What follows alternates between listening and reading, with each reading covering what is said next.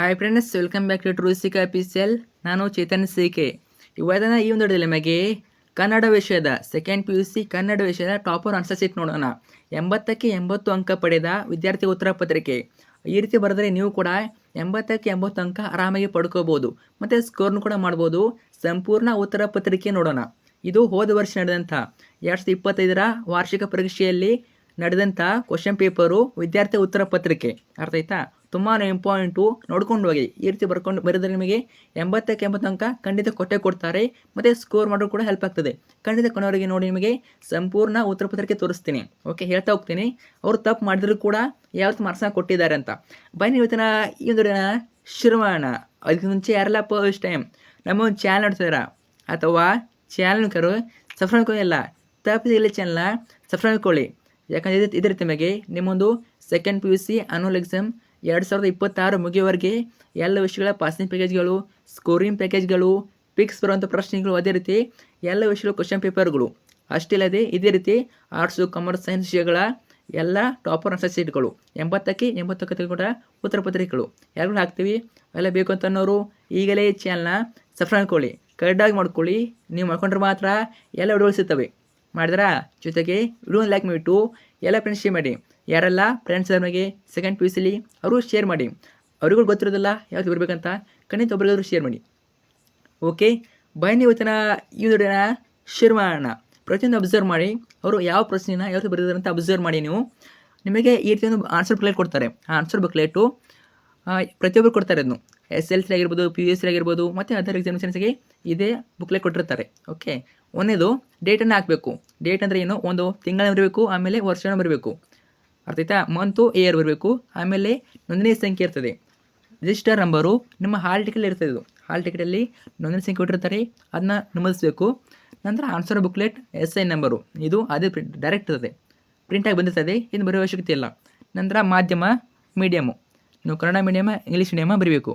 Kannada medium. ಆಮೇಲೆ ವಿಷಯ ಬರೀಬೇಕು, ಸಬ್ಜೆಕ್ಟು ಕನ್ನಡ ವಿಷಯ. ವಿಷಯ ಸಂಕೇತ ಅವನು 01, ಇದು ಕೂಡ ನಿಮ್ಮ ಹಾಲ್ ಟಿಕೆಟಲ್ಲಿ ಕೊಟ್ಟಿರ್ತಾರೆ. ನಂತರ ಪ್ರಥಮ ಉತ್ತರ ಪತ್ರಿಕೆಯಲ್ಲಿ ಬಳಸಿದ ಫೋಟೋಗಳ ಸಂಖ್ಯೆ, ಇದು ಬುಕ್ಲೆಟ್ ಇರ್ತದೆ. ಇದೊಂದು ಒಂಥರ ಬುಕ್ ಇದ್ದಂಗೆ. ಅರ್ಥ ಆಯ್ತಾ? ಅದರಲ್ಲಿ ನೀವು ಎಷ್ಟು ಫೋಟೋವನ್ನು ಬಳಸಿದ್ದಾರೆ ಅದನ್ನ ಬರಬೇಕು. ಇಲ್ಲಿ ಅವರು 18 ಫೋಟೋ ಬಳಸಿದ್ದಾರೆ, 18 ಪೇಜಸನ್ನು ಬಳಸಿದ್ದಾರೆ. ಆಮೇಲೆ ಹೆಚ್ಚುವರಿ ಉತ್ತರ ಪತ್ರಿಕೆ ಸಪ್ಲಿಮೆಂಟ್ ಅಂತ ತೊಗೊಂಡಿದ್ದಾರೆ, ಅಡಿಷ್ನಲ್ಲು ಇಲ್ಲಿ ಬರಬೇಕು. ಇಲ್ಲಿ ಅವರು ಯಾವುದೇ ರೀತಿ ಅಡಿಷ್ನಲ್ ತೊಗೊಂಡಿಲ್ಲ, ಯಾವುದೇ ತೊಗೊಂಡಿಲ್ಲ, ಅದರಿಂದ ಗ್ಯಾಪ್ ಇಟ್ಟಿದ್ದಾರೆ. ಆಮೇಲೆ total number of pages used 18 ಪೇಜನ್ನು ಯೂಸ್ ಮಾಡಿದ್ದಾರೆ, 18 ಪೇಜನ್ನು ಬರೆದಿದ್ದಾರೆ ಅಂತ ಅರ್ಥ. ನಂತರ ಇದು ಸಿಗ್ನೇಚರು, ಇದು name of the signature of invigilator with date. ಇದು ಇನ್ವಿಜಿಲೇಟರು ಅಂದರೆ ಸೂಪರ್ವೈಸರು, ನಿಮ್ಮ ಏನು ಕೊಠಡಿಗೆ ಬಂದಿರ್ತಾರೆ ಅವರದ್ದು ಸಹಿ, ಇದು ಸಹಿ ಮತ್ತು ಡೇಟು. ಇಲ್ಲಿ ಯಾವುದೇ ರೀತಿ ವಿದ್ಯಾರ್ಥಿಯ ಸಹಿ ಇರೋದಿಲ್ಲ. ಅರ್ಥ ಆಯ್ತಾ? ಇದು ಕೇವಲ ಇನ್ವಿಜಿಲೇಟರ್ ಸಹಿಯು ಅಥವಾ ಸೂಪರ್ವೈಸರ್ ಸಹಿಯು. ನಂತರ ನೆಕ್ಸ್ಟು ಮೌಲ್ಯಮಾಪಕರ ಉಪಯೋಗಕ್ಕಾಗಿ ಮಾತ್ರ, for the use of evaluators only. ನೋಡಿ, ಈ ರೀತಿ ನಮಗೆ ಮಾರ್ಕ್ಸನ್ನು ಹಾಕ್ತಾರೆ ಎಕ್ಸಾಮ್ನಲ್ಲಿ. ಉತ್ತರ ಪತ್ರಿಕೆಯಲ್ಲಿ ಈ ರೀತಿ ಮಾರ್ಕ್ಸನ್ನು ಅಲೋಕೇಟ್ ಮಾಡ್ತಾರೆ, ನೋಡ್ಕೊಳ್ಳಿ. ಇದ್ರ ಮುಖಾಂತರ ಏನು ಗೊತ್ತಿರಬೇಕು, ನಾವು ಒಂದು ಪ್ರಶ್ನೆ 2 ಬರಬೇಕಾಗಲ್ಲ, ಒಂದು ಪ್ರಶ್ನೆನ 2 ಬಾರಿ ಬರೆಯೋಕ್ಕಾಗೋದಿಲ್ಲ. ಏನೇ ಮಾಡಿದ್ರು ನಾವು ಒಂದು ಪ್ರಶ್ನೆನ ಒಂದೇ ಬಾರಿ ಬರೀಬೇಕು, ಬರೆಯೋಕ್ಕೆ ಅವಕಾಶ ಇರ್ತದೆ. ನೀವು ಅಥವಾ ಅಕಸ್ಮಾತ್ ನೀವು ಏನು ಮಾಡಿದ್ರೆ 2 ಬಾರಿ ಬರೆದ್ರೆ ಗೊತ್ತಾಗ್ತದೆ. ಅದರಿಂದ ಒಂದು ಪ್ರಶ್ನೆನ ಒಂದೇ ಬಾರಿ ಬರೀರಿ, ನೋಡ್ಕೊಳ್ಳಿ. ಈ ರೀತಿ ಮಾರ್ಕ್ಸ್ ಕೊಡ್ತಾರೆ. 1ನೇ ಪ್ರಶ್ನೆ ಎಷ್ಟು ಮಾರ್ಕ್ಸು, 2ನೇ ಪ್ರಶ್ನೆಗೆ, 3ನೇ ಪ್ರಶ್ನೆಗೆ ಈ ರೀತಿ ಮಾರ್ಕ್ಸನ್ನು ಹಾಕ್ತಾರೆ. ಓಕೆ, ನೋಡ್ಕೋಬೋದು. ಟೋಟಲಾಗಿ 80ಕ್ಕೆ 80 ಅಂಕ ಪಡ್ಕೊಂಡಿದ್ದಾರೆ, 80ಗೆ 80 ಮಾರ್ಕ್ಸು. ಅರ್ಥ ಆಯ್ತಾ? ನೋಡಿ, ಇಲ್ಲಿ 2 ಬಾರಿ ಚೆಕ್ ಮಾಡಿದ್ದಾರೆ, 2 ಬಾರಿ ಚೆಕ್ ಮಾಡಿದ್ದಾರೆ. ಅರ್ಥ ಆಯ್ತಾ? ಗ್ರೀನ್ ಕಲರಲ್ಲಿ ಚೆಕ್ ಮಾಡಿದ್ದಾರೆ ಮತ್ತು ರೆಡ್ ಕಲರಲ್ಲಿ ಚೆಕ್ ಮಾಡಿದ್ದಾರೆ. ಆದ್ದರಿಂದ ನಿಮಗೆ ಮೋಸ ಆಗೋದಿಲ್ಲ, ನಿಮ್ಮ ಮಾರ್ಕ್ಸನ್ನು ತೆಗೆಯೋದಿಲ್ಲ. ನೀವು ಎಷ್ಟು ಬರೆದಿದ್ದೀರ ಅಷ್ಟು ಕರೆಕ್ಟಾಗಿ ಕೊಡ್ತಾರೆ. ಅರ್ಥ ಆಯ್ತಾ? 1 ಬಾರಿ ಚೆಕ್ ಆಗೋದಿಲ್ಲ, ಅದು ನಿಮ್ಮ ಉತ್ತರ ಪತ್ರಿಕೆ 2 ರಿಂದ 3 ಬಾರಿ ಚೆಕ್ ಮಾಡ್ತಾರೆ. ಆದ್ದರಿಂದ ನಿಮಗೆ ಯಾವುದೇ ರೀತಿ ಮಾರ್ಕ್ಸನ್ನು ಕಟ್ ಮಾಡೋದಿಲ್ಲ. ನೀವು ಎಷ್ಟು ಬರೆದಿದ್ದೀರ ಅಷ್ಟು ಮಾರ್ಕ್ಸ್ ಕೊಡ್ತಾರೆ. ಭಯ ಪಡೋಕೋಬೇಡಿ, ನೀವು ಬರೆದಷ್ಟು ಮಾರ್ಕ್ಸ್ ಕೊಡ್ತಾರೆ. 80 ಮಾತ್ರ, 80ಕ್ಕೆ 80 ಅಂಕ. ನೆಕ್ಸ್ಟು ಅಭ್ಯರ್ಥಿಗಳಿಗೆ ಸಾಮಾನ್ಯ ಸೂಚನೆಗಳು, ಜನರಲ್ ಇನ್ಸ್ಟ್ರಕ್ಷನ್ ಟು ಕ್ಯಾಂಡಿಡೇಟ್ಸು. ಇದು ಸ್ವಲ್ಪ ಸೂಚನೆ ಕೊಟ್ಟಿರ್ತಾರೆ, ಓದ್ಕೋಬೋದು, ನೋಡ್ಕೊಳ್ಳಿ. ಓದ್ಕೋಬೋದು ಯಾವತ್ತು ಉತ್ತರ ಬರಬೇಕಂತ ಕೊಟ್ಟಿದ್ದಾರೆ ಅವರು, ನೋಡ್ಕೊಳ್ಳಿ. ನಂತರ ಡೈರೆಕ್ಟಾಗಿ ಉತ್ತರ ಪತ್ರಿಕೆ ನೋಡ್ತಾ ಹೋಗೋಣ. ಕಂಪ್ಲೀಟ್ ಅಬ್ಸರ್ವ್ ಮಾಡಿ ನೀವು, ಯಾಕಂದರೆ ನೀವು ಬರಬೇಕಾದ್ರೆ ನೀವು. ಅರ್ಥ ಆಯ್ತಾ? ಅವ್ರು ಯಾವ್ದು ಬರೆದಿದ್ದಾರೆ ಅಬ್ಸರ್ವ್ ಮಾಡಿ. ನೋಡಿ, ಭಾಗದಲ್ಲಿ ಅವರು ಮಲ್ಟಿಪಲ್ ಬರೆದಿದ್ದಾರೆ. ಬಹುಭಾಗ ಪ್ರಶ್ನೆಗಳು ಎಷ್ಟು ನೀಟಾಗಿ ಬರೆದಿದ್ದಾರೆ ನೋಡಿ, ಎಲ್ಲೂ ಮಿಸ್ಟೇಕ್ ಮಾಡಿಲ್ಲ ಅವರು. ಡೈರೆಕ್ಟಾಗಿ ಸರಿಯಾದ ಉತ್ತರ ಬರೆದಿದ್ದಾರೆ ಮತ್ತು ಎಲ್ಲ ಸರಿಯಾದ ಉತ್ತರನ ಬರೆದುಬಿಟ್ಟು ಅಂಡರ್ಲೈನ್ ಮಾಡಿಲ್ಲ ಅವರು. ತುಂಬ ಜನ ಹೇಳ್ತಾರೆ ನಿಮಗೆ ಅಂಡರ್ಲೈನ್ ಮಾಡಬೇಕು ಅಂತ. ನೋಡಿ, ನಿಮ್ಮ ಹತ್ರ ಸಮಯ ಇದ್ದರೆ ಮಾಡಿ, ಸಮಯ ಇಲ್ಲಂದರೆ ಪರವಾಗಿಲ್ಲ, ಸರಿಯಾದ ಉತ್ತರ ಬರೆದ್ರೆ ಸಾಕು. ಸಮಯ ಇದ್ದರೆ ಅಂಡರ್ಲೈನ್ ಮಾಡಿ. ಓಕೆ, ಅದು ಕೂಡ ನೀಟಾಗಿ ಅನಿಸ್ತದೆ, ಪರವಾಗಿಲ್ಲ. ಮಾಡಲಿಲ್ಲ ಅಂದರೂ ಪರವಾಗಿಲ್ಲ, ಒಟ್ಟು ನೀಟಾಗಿ ಬರೀರಿ. ಮತ್ತು ಮಿಸ್ಟೇಕ್ ಅಂತೂ ಆಗೇ ಆಗ್ತವೆ. ಮುಂದೆ ಹೇಳ್ತೀನಿ ಬಗ್ಗೆ ಮಿಸ್ಟೇಕ್ ಆದರೆ ಯಾವತ್ತು ಮಾಡ್ಬೇಕಂತ, ಯಾವತ್ತು ಬರಿಬೇಕಂತ ನೋಡಿ. ಪ್ರತಿಯೊಂದು ಪ್ರಶ್ನೆ ಸರಿಯಾಗಿ ಬರೆದಿದೆ ಅವರು. ಟೋಟಲಾಗಿ 10ಕ್ಕೆ 10 ಅಂಕ, ಮಲ್ಟಿಪಲ್ 10 ಕರೆಕ್ಟ್ ಆಗಿವೆ. ಆಮೇಲೆ ನೋಡಿ ನೆಕ್ಸ್ಟ್ ಮೇನು ಆ ವಿಭಾಗ ಕೂಡ ಸರಿಯಾಗಿ ಬರೆದಿದ್ದಾರೆ. ಚಹಾ ಗಿಡ, ದ್ವೀಪ ಜೀವಿಗಳಾಗಿ ನೋಡಿ. ಅಷ್ಟೊಂದು ಹ್ಯಾಂಡ್ ರೈಟಿಂಗ್ ನೀಟ್ ಆಗಿಲ್ಲ ಅವ್ರದ್ದು, ಒಂದು ಮೀಡಿಯಮ್ ಆಗಿವೆ. ಅರ್ಥ ಆಯ್ತಾ? ನಿಮ್ಮ ಹ್ಯಾಂಡ್ ರೈಟಿಂಗ್ ಅಷ್ಟೊಂದು ನೀಟ್ ಆಗಬೇಕಂತ ಏನಿಲ್ಲ.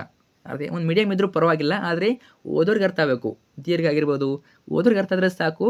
ಒಟ್ಟಿನಲ್ಲಿ ಟ್ರೈ ಮಾಡಿ, ಒಳ್ಳೆ ಹ್ಯಾಂಡ್ ರೈಟಿಂಗು ಒಳ್ಳೆ ಬರೋನಿಗೆ ಬರೋಕ್ಕೆ ಟ್ರೈ ಮಾಡಿ. ಸಾಧ್ಯದಷ್ಟು ಒಟ್ಟಿನಲ್ಲಿ ಅರ್ಥ ಆಗಬೇಕು, ಅದು ಓದೋರಿಗೆ ಅರ್ಥ ಆಗಬೇಕು.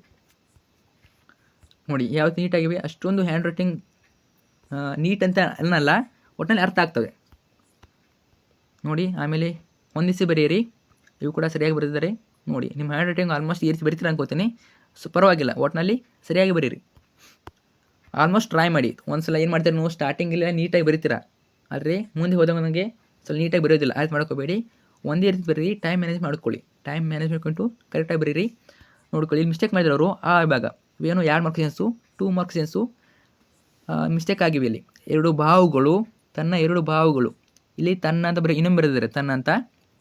ಅವ್ರು ಏನು ಮಾಡಿಲ್ಲ, ಪೆನ್ನಿಂದ ಗೀಟ್ ಹಾಕಿಲ್ಲ. ನೀವು ಆ ರೀತಿ ಮಾಡ್ಕೋಬೇಡಿ. ಸಿಸಿನ ಈ ರೀತಿ 2 ಲೈನ್ ಹೊಡೀರಿ, ಅಥವಾ ಒಂದೇ ಲೈನನ್ನು ಹೊಡೀರಿ. ತಪ್ಪಾದರೆ ಈ ರೀತಿ ಮಾಡಿ. ಅರ್ಥಾತ್ ಯಾವುದೇ ಕಾರಣಕ್ಕೂ ಪೆನ್ನಿಂದ ಗೀಟ್ ಹೋಗೋಕೋಬೇಡಿ. ನೀಟಾಗಿ ಒಂದು ಲೈನನ್ನು ಹೊಡೀರಿ ಸಾಕು, ಅಷ್ಟೇ. ಅರ್ಥ ಆಯ್ತಾ? ಇದರಿಂದ ಅವ್ರಿಗೆ ಪೇಪರ್ ನೀಟ್ ಅನಿಸುತ್ತೆ, ಚೆಕ್ ಮಾಡೋರಿಗೆ ಪೇಪರ್ ನೀಟ್ ಅನಿಸುತ್ತೆ. ನಿಮಗೆ ಯಾವುದೇ ರೀತಿ ಮಾರ್ಕ್ಸ್ ಕಟ್ ಮಾಡೋದಿಲ್ಲ ನೋಡಿ. ಪ್ರತಿಯೊಂದು ಮಿಸ್ಟೇಕ್ ಆಗಿವೆ, ಮಿಸ್ಟೇಕ್ ಖಂಡಿತ ಆಗೇ ಆಗ್ತವೆ. ನೀವು ಉತ್ತರ ಬರ್ತಿದ್ರೆ ಮಿಸ್ಟೇಕ್ ಆಗಬಾರ್ದು ಅಂತ ಏನಿಲ್ಲ, ಮಿಸ್ಟೇಕ್ ಖಂಡಿತ ಆಗ್ತವೆ. ಪ್ರತಿಯೊಬ್ಬರದ್ದು ಆಗೇ ಆಗ್ತವೆ ಮಿಸ್ಟೇಕ್ಗಳು. ಸೊ ಮಿಸ್ಟೇಕ್ ಆಗಿವೆ ಅಂತ ಭಯ ಪಡೋಕೋಬೇಡಿ. ಅರ್ಥ ಆಯ್ತಾ? ಒಂದು ಸಿಸಿಂದ ಲೈನ್ ಹೊಡೀರಿ, ತಪ್ಪು ಅಂತ ಗೊತ್ತಾಗ್ತದೆ ಅವ್ರಿಗೆ. ಒಟ್ಟಿನಲ್ಲಿ ಪೆನ್ನಿಂದ ಘಾಟ್ ಹಾಕೋಬೇಡಿ. ನೋಡ್ಕೊಳ್ಳಿ.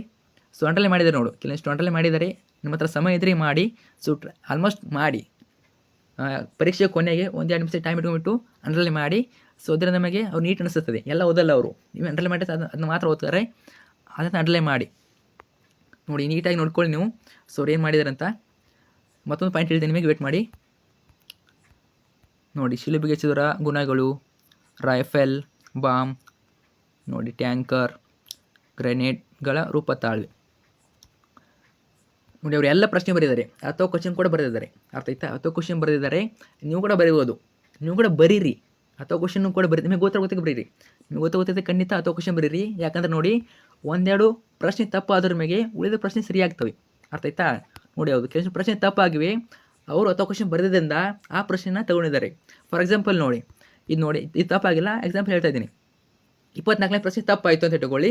ಅವ್ರು ಏನು ಮಾಡ್ತಾರೆ, ಬೇರೆ ಪ್ರಶ್ನೆಗೆ ಮಾರ್ಕ್ಸನ್ನು ಕೊಡ್ತಾರೆ. ಅರ್ಥ ಆಯ್ತಾ? 10 ಕ್ವಶನ್ ಬರೆದ್ರೆ, ಅಥವಾ ನೀವು ಕೇವಲ ಅವರು 10 ಬರೀರಿ ಅಂತ 10 ಬರೆದ್ರೆ, ನೀವು 10 ಬರಿ ಅಂತ ಹೇಳಿದರೆ 10 ಬರೆದ್ರೆ ತಪ್ಪಾದರೆ ಮಾರ್ಕ್ಸನ್ನ ಕಳ್ಕೋತೀರಿ. ಆದ್ದರಿಂದ ನಿಮಗೆ 10 ಕ್ವಶನ್ ಗೊತ್ತಿದ್ರೆ ಅದನ್ನು ಕೂಡ ಬರೀರಿ. 10 ಕ್ವಶನ್ ಗೊತ್ತಿದ್ದೆ ಬರೀರಿ, ಗೊತ್ತಿಲ್ಲ ಅಂದರೆ ಕರೆಕ್ಟಾಗಿ ಬರೀರಿ. ಅವ್ರು ಎಷ್ಟು ಕೇಳಿದ್ರೆ ಅಷ್ಟನ್ನು ಬರೀರಿ. ಹೆಚ್ಚಾಗಿ ನೋಡಿ, 2 ಮಾರ್ಕ್ಸ್ 10 ಕ್ವಶನ್ ಬರೆದು ಬನ್ನಿ. ನಿಮಗೆ ಒಂದು ಕ್ವಶನ್ ತಪ್ಪಾದರೂ ಇನ್ನೊಂದು ಕ್ವಶನ್ಗೆ ಮಾರ್ಕ್ಸನ್ನ ಕೊಡ್ತಾರೆ, ಈ ರೀತಿ ಕೊಡ್ತಾರೆ. ನಂತರ ಈ ಭಾಗ ಇದು ಸಂದರ್ಭಗಳು ನೋಡಿ, ನೀಟಾಗಿ ಬರೆದ ನೋಡಿ. ಸೊ ಮಿಸ್ಟೇಕ್ ಆಗಿ ಅವರು ಕೂಡ ಪ್ರತಿಯೊಂದು ಮಿಸ್ಟೇಕ್ ಮಾಡಿದ್ದಾರೆ. ಮಿಸ್ಟೇಕ್ ಆದರೆ ಪರವಾಗಿಲ್ಲ, ಮತ್ತೊಮ್ಮೆ ಹೇಳ್ತಾ ಇದ್ದೀನಿ, ಮಿಸ್ಟೇಕ್ ಆದರೆ ಪರವಾಗಿಲ್ಲ, ಆದರೆ ಅದನ್ನ ಕರೆಕ್ಟಾಗಿ ನೀಟಾಗಿ ತುಂಬ ಘಾಟ್ ಹಾಕೋಬೇಡಿ. ಒಂದೆಲೆಯಿಂದ ಗೆರೆ ಹೊಡಿರಿ. ಓಕೆ, ಆಯ್ಕೆ ನೋಡಿ. ಪ್ರಸ್ತುತ ವಾಕ್ಯವನ್ನು ಜಾನಪದರು ಹಾಡಿ ಹಲಸಂಗಿ ಗೆಳೆಯರು ಸಂಪಾದಿಸಿರುವ ಗರತಿ ಹಾಡು ಎಂಬ ಕೃತಿಯಿಂದ ಆಯ್ದ ಹಬ್ಬಲ್ಲಿ ಅವರ ರಸಬಾಳಿ ಎಂಬ ಪದ್ಯ ಭಾಗದಿಂದ ಆರಿಸಿಕೊಳ್ಳಲಾಗಿದೆ. ಆಮೇಲೆ ಸಂದರ್ಭ ನೋಡಿ, 2 ಸಾಲೇ ಬರೆದ ಸಂದರ್ಭ. ಜನಪದರು ತಮ್ಮ ತಾಯಿಯನ್ನು ನೆನೆಯುವಾಗ ಪ್ರಸ್ತುತ ವಾಕ್ಯವು ಪ್ರಯೋಗ. ಇಷ್ಟೇ ಸಿಂಪಲ್ಲು. ಜನಪದರು ತಮ್ಮ ತಾಯಿಯನ್ನು ನೆನೆಯುವಾಗ ಪ್ರಸ್ತುತ ವಾಕ್ಯವು ಪ್ರಯೋಗವಾಗಿದೆ. ಆಮೇಲೆ ಸ್ವಾರಸ್ಯ ಬರೆದಿದ್ದಾರೆ. ಸ್ವಾರಸ್ಯ, ಬೇಸಿಗೆ ಕಾಲದಲ್ಲಿ ಬೇವಿನ ಮರದ ನೆರಳು ತಂಪು ನೀಡುತ್ತವೆ. ಭೀಮ ನದಿಯ ನೀರು ನಮ್ಮ ದನಿವನ್ನು ನೀಗಿ ನಮ್ಮನ್ನು ತಣಿಸುತ್ತವೆ. ಅದೇ ರೀತಿ ತವರಿನಲ್ಲಿ ತಾಯಿಯು ನಮ್ಮನ್ನು ಸಂತೈಸುವಳು. ತವರಿಗೆ ತಾಯಿ ತಂಪು ಎನ್ನುವುದು ಸರಸವಾಗಿದೆ. ಈ ರೀತಿ. ಆಮೇಲೆ ವಿಶೇಷತೆ ಬರೆದಿದ್ದಾರೆ. ತಾಯಿ ತವರಿನಲ್ಲಿ ತಾಯಿಯ ಮಹತ್ವವನ್ನು ತಿಳಿಸಿರುವುದು ವಿಶೇಷವಾಗಿದೆ. ಈ ರೀತಿ ಬರೆದ್ರೆ ನಿಮಗೆ ಖಂಡಿತ 3 ಮಾರ್ಕ್ಸ್ ಕಟ್ಟಿ ಕೊಡ್ತಾರೆ. ಅರ್ಥ ಆಯ್ತಾ? ಖಂಡಿತ ಕೊಡ್ತಾರೆ. ನೋಡ್ಕೊಳ್ಳಿ ಯಾವುದು ಬರೆದಾರೆ ಅಂತ. ನಂತರ ಉಳಿದ ಪ್ರಶ್ನೆ ನೋಡ್ಕೊಳ್ಳಿ, 30. ಸೊ ಪ್ರತಿಯೊಂದು ಪ್ರಶ್ನೆ ನೋಡ್ಕೊಳ್ಳಿ. ಅಂಡರ್ಲೈನ್ ಮಾಡಿದೆ ನೋಡು, ಅಂಡರ್ಲೈನ್ ಮಾಡಿದ್ದಾರೆ. ಈ ರೀತಿ ನೀವು ಕೊನೆಗೆ ಪರೀಕ್ಷೆ ಕೊನೆಗೆ ಟೈಮ್ ಇಟ್ಕೊಂಡ್ಬಿಟ್ಟು ಅಂಡರ್ಲೈನ್ ಮಾಡಿ. ಯಾಕಂದರೆ ಅವರು ನೀವು ಅಂಡರ್ಲೈನ್ ಮಾಡಿದ್ರೆ ನಿಮಗೇನು ಬೆನಿಫಿಟ್ ಅಂದರೆ ನೋಡಿ, ಅಂಡರ್ಲೈನ್ ಮಾಡಿದ್ರೆ ಅವರು ಎಲ್ಲ ಉತ್ತರ ಓದೋದಿಲ್ಲ. ನೀವೇ ಅಂಡರ್ಲೈನ್ ಮಾಡಿದರೆ ಅಷ್ಟು ಮಾತ್ರ ಓದ್ತಾರೆ, ಫುಲ್ ಮಾರ್ಕ್ಸ್ ಕೊಡ್ತಾರೆ. ಈ ರೀತಿ ನೀವು ಬರೀಬೇಕು. ನೋಡ್ಕೊ, ಇದೇ ರೀತಿ ಎಲ್ಲ ಪ್ರಶ್ನೆ ನೋಡ್ಕೊಳ್ಳಿ.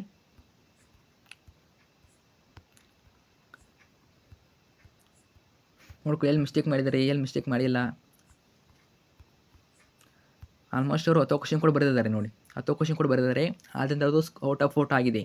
ನೀವೇನು ಮಾಡ್ತೀರಾ, ಅವ್ರು ಅಷ್ಟೇ ಕೇಳಿದ್ರೆ ಅಷ್ಟೇ ಬರೀತೀರ. ಆ ರೀತಿ ಮಾಡೋಕೋಬೇಡಿ. ನಿಮಗೆ 10 ಕ್ವಶನ್ ಗೊತ್ತಿದ್ದು ಬರೆದು ಬನ್ನಿ. ಸೊ ಸಂದರ್ಭದಲ್ಲಿ ಬರೋಕ್ಕೆ ಹೋಗ್ಬೇಡಿ, ಮತ್ತೆ ಸಂದರ್ಭ ಬರೋಕ್ಕೆ ಹೋಗ್ಬೇಡಿ. ಸೊ 2 ಮಾರ್ಕ್ಸು ಕಡಿಮೆ ಸಮಯದಲ್ಲಿ ಬರೆಯೋ ಪ್ರಶ್ನೆಗಳನ್ನ ಬರೀರಿ. ಓಕೆ ನೋಡಿ ಎಕ್ಸ್ಟ್ರಾ ಅಂತ ಬರೆದಿದ್ದಾರೆ. ಅವ್ರು ಯಾವೆಲ್ಲ ಎಕ್ಸ್ಟ್ರಾ ಕ್ವಶನ್ ಬರೆದಿದ್ದಾರೆ, ಎಕ್ಸ್ಟ್ರಾ ಕ್ವಶನ್ಗಳು ಅವನು ಎಕ್ಸ್ಟ್ರಾ ಅಂತ ಬರೆದಿದ್ದಾರೆ ಅವರು. ಇದೇ ರೀತಿ ನಿಮಗೆ ಕೂಡ ಮಾರ್ಕ್ಸ್ಗಳನ್ನು ಕೊಡ್ತಾರೆ. ನೋಡ್ಕೊಳ್ಳಿ, ಸ್ಕ್ರಾಲ್ ಮಾಡ್ತಾ ಇರ್ತೀನಿ.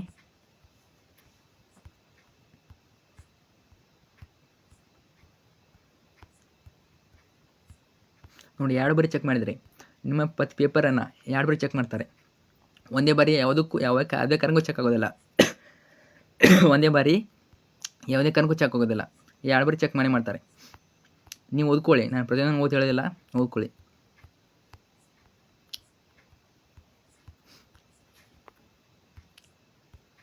ಸೊ 4 ಮಾರ್ಕ್ಸ್ ಯಾರು ಬರೆದಿದ್ದಾರೆ ಅಬ್ಸರ್ವ್ ಮಾಡಿ.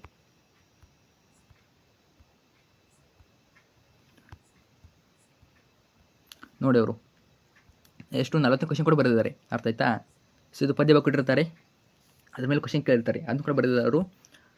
ಇದು ಎಕ್ಸ್ಟ್ರಾ ಕ್ವಶನ್ನು, ಇದು ಕೂಡ ಎಕ್ಸ್ಟ್ರಾ ಕ್ವಶನ್ನು ನೋಡ್ಕೊಳ್ಳಿ. ಸೊ 41 ಟೋಟಲಿಗೆ ಔಟ್ ಆಫ್ ಔಟ್ ಕೊಟ್ಟಿದ್ದಾರೆ ಅವ್ರಿಗೆ ಮಾರ್ಕ್ಸನ್ನ. ಯಾಕಂದರೆ ಅವರು ಆ ರೀತಿ ಬರೆದಿದ್ದಾರೆ, ಅವರು ತುಂಬ ಬರೆದಿಲ್ಲ ಅವರು. ನೋಡ್ಕೊಳ್ಳಿ, ತುಂಬ ಜನ ಕನ್ಫ್ಯೂಸ್ ಆಗ್ತೀರಾ, 1 ಪೇಜ್ ಬರೀಬೇಕಾ 2 ಪೇಜ್ ಬರೀಬೇಕಂತ.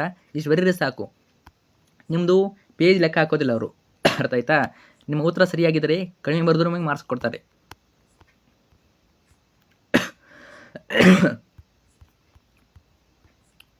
ನೋಡ್ಕೊಳ್ಳಿ ಪ್ರತಿಯೊಂದು ಉತ್ತರವೇ. ನಂತರ ವಿಭಾಗ ನೋಡಿ, ಇಲ್ಲಿ ಮೇನ್ ಇದೆ ನಿಮಗೆ, ಇಲ್ಲಿ ಪಾಯಿಂಟ್ ಏನು ಹೇಳಬೇಕು ನಿಮಗೆ. ನೋಡಿ ವಿಭಾಗದಲ್ಲಿ ನಿಮಗೆ ಇರ್ತದೆ, ವ್ಯಾಕರಣ ಇರ್ತದೆ, ಗ್ರಾಮರ್ ಇರ್ತದೆ. ಇಲ್ಲಿ ಎಕ್ಸ್ಟ್ರಾ ಕ್ವಶನ್ ಬರೆದಿದ್ದಾರೆ ಅವರು, ಎಕ್ಸ್ಟ್ರಾ ಕ್ವಶನ್ ಬರೆದಿದ್ದಾರೆ. ಇಲ್ಲೇ ಹೇಳ್ತೀನಿ ಒಂದು ಪಾಯಿಂಟು, ಏನು 40ನೇ ಪ್ರಶ್ನೆ 45ನೇ ಪ್ರಶ್ನೆ ತಪ್ಪಾಗಿದೆ. ಅರ್ಥ ಆಯ್ತಾ? ತಪ್ಪಾಗಿ ನನ್ನ ಮೇಲೆ ನಿಮಗೆ ಅನ್ಕೋತೀರ ನೀವು, ತಪ್ಪಾದರೆ ಮಾರ್ಕ್ಸ್ 80 ಕೊಡೋದಿಲ್ಲ ಅಲ್ವಾ ಅಂತ. ಇಲ್ಲೇ ಇದೆ ಪಾಯಿಂಟ್ ನೋಡಿ, ತಪ್ಪಾಗಿವೆ. ಆದರೆ ಅವರು ಎಲ್ಲ ಕ್ವಶನ್ ಬರೆದಿದ್ದಾರೆ, 10 ಕ್ವಶನ್ ಕೂಡ ಬರೆದಿದ್ದಾರೆ. ಆದ್ದರಿಂದ ಅವರಿಗೆ ಉಳಿದ ಪ್ರಶ್ನೆಗೆ ಮಾರ್ಕ್ಸನ್ನು ಕೊಟ್ಟಿದ್ದಾರೆ. ನೋಡಿ 45 ತಪ್ಪಾಯಿತು ಬಿಟ್ಬಿಡ್ತಾರೆ. ಅರ್ಥ ಆಯ್ತಾ? ಉಳಿದ ಪ್ರಶ್ನೆ ಕನ್ಸಿಡರ್ ಮಾಡ್ತಾರೆ ಈ ರೀತಿ. 41 ಎಕ್ಸ್ಟ್ರಾ ಕ್ವಶನ್ನು ಇದನ್ನು ಬಿಟ್ಟಿದ್ದಾರೆ. 47ನೇ ನೋಡಿ, ಯೋಗಿ ಜೋಗಿ ಪರೀಕ್ಷಿಸು ಯಶ ಜಸ, ಇಲ್ಲಿ ಮಾರ್ಕ್ಸನ್ನು ಕೊಟ್ಟಿದ್ದಾರೆ. ಆಮೇಲೆ 48ನೇದು, ಓದಿದನು ಓದು, ಬೀಸುತ್ತಿತ್ತು ಬೀಸು, ಹಾಡು, ಇದಕ್ಕೆ ಮಾರ್ಕ್ಸ್ ಕೊಟ್ಟಿದ್ದಾರೆ. 49 ಇದು ಕೂಡ ಮಾರ್ಕ್ಸ್ ಕೊಟ್ಟಿದ್ದಾರೆ. 50 ಇದು ಕೂಡ ಮಾರ್ಕ್ಸ್ ಕೊಟ್ಟಿದ್ದಾರೆ. ನೋಡಿ ಈ ರೀತಿ ಮಾರ್ಕ್ಸ್ನ ಕೊಡ್ತಾರೆ. ಇಲ್ಲಿ ಅಕಸ್ಮಾತ್ ಅವರು 10 ಕ್ವಶನ್ ಬರೆದಿಲ್ಲ ಅಂದರೆ ಏನಾಗ್ತಿತ್ತು, 45ನೇ ಕ್ವಶನ್ ತಪ್ಪಾಗ್ತಿತ್ತು. ಅವಾಗ 80 ಆಗ್ತಾ ಇರಲಿಲ್ಲ. ಆದರೆ ನಿಮಗೆ 10 ಕ್ವಶನ್ ಕೂಡ ಬರೆದು ಬನ್ನಿ ಅಂತ ಹೇಳ್ತಾ ಇದ್ದೀನಿ. ಓಕೆ ನೋಡ್ಕೊಳ್ಳಿ, ಯಾವುದೋ ಕಾರಣಕ್ಕೂ 10 ಕ್ವಶನ್ ಬಿಡೋಕೆ ಹೋಗಬೇಡಿ. ನಾನು ಹೇಳ್ತಾ ಇರೋದು ಯಾವುದು, 2 ಮಾರ್ಕ್ಸ್ ಬರೀರಿ ಮತ್ತು ವ್ಯಾಕರಣ ಬರೀರಿ. ಸಂದರ್ಭ ನಿಮಗೆ ಟೈಮ್ ಇದ್ದರೆ ಬರೀರಿ, ಎಲ್ಲ ಕೂಡ ಹೇಳ್ತಾ ಇಲ್ಲ ನಾನು, ಕೇವಲ 2 ಮಾರ್ಕ್ಸ್ ಹೇಳ್ತಾ ಇದ್ದೀನಿ ಮತ್ತು ವ್ಯಾಕರಣ ಹೇಳ್ತಾ ಇದ್ದೀನಿ. ಸಂದರ್ಭ ಟೈಮ್ ಇದ್ದರೆ ಬರೀರಿ. ಆಯ್ತಾ? ಟೈಮ್ ಇಲ್ಲ ಅಂದರೆ ಅವ್ರು ಎಷ್ಟು ಹೇಳಿದ್ರೆ ಅಷ್ಟನ್ನೇ ಕರೆಕ್ಟಾಗಿ ಬರೀರಿ. ನಂತರ ಪ್ರಬಂಧ, ವಿದ್ಯಾರ್ಥಿಯ ಜೀವನದಲ್ಲಿ ಗ್ರಂಥದ ಮಹತ್ವ, ಪೀಠಿಕೆ ಹಾಕಿದ್ದಾರೆ. ಸೊ ನೋಡಿ, ವಿದ್ಯಾರ್ಥಿ ಎಂದರೆ ವಿದ್ಯೆಯನ್ನು ಪ್ರೀತಿಯಿಂದ ಬೇಡುವನು ಎಂದು ವಿದ್ಯಾರ್ಥಿಯ ಜೀವನದಲ್ಲಿ ಪುಸ್ತಕ ಬಹುಮುಖ್ಯ ಪಾತ್ರವನ್ನು ತೋರುತ್ತದೆ.